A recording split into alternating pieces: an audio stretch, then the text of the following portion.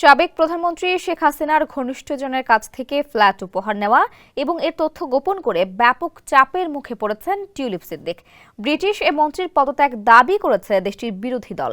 এরই মধ্যে টিউলিপকে নিয়ে কথা বলেছেন প্রধান উপদেষ্টা ডক্টর মোহাম্মদ ইউনূস। প্রভাবশালী সংবাদ মাধ্যম দ্য সানডে টাইমসকে তিনি বলেছেন, লন্ডনে যে ফ্ল্যাট টিউলিপ ব্যবহার করছেন সেটির তদন্ত করা উচিত। যদি তদন্তে পাওয়া যায় তিনি এটি ডাকাতির মাধ্যমে পেয়েছেন, তাহলে ফ্ল্যাটটি বাংলাদেশ সরকারের কাছে ফেরত দেওয়া উচিত। অপরদিকে টিউলিপ সিদ্দিককে বরখাস্ত করতে প্রধানমন্ত্রী কেয়ার স্টারমারের প্রতি আহ্বান জানিয়েছেন দেশটির প্রধান বিরোধী দল কনজারভেটিভ পার্টির প্রধান কেমি ব্যাডেনোচ। তিনি বলেছেন, কেয়ার স্টারমার টিউলিপ সিদ্দিককে বরখাস্ত করার সময় এসেছে। টিউলিপ সিদ্দিক ব্রিটেনের ক্ষমতাসীন লেবার মন্ত্রিসভার সদস্য। স্যান্ডেলিনা সো, রূপচর্চায় আভিজাত্য। তিনি economic secretary to the treasury and city minister হিসেবে দায়িত্ব পালন করছেন।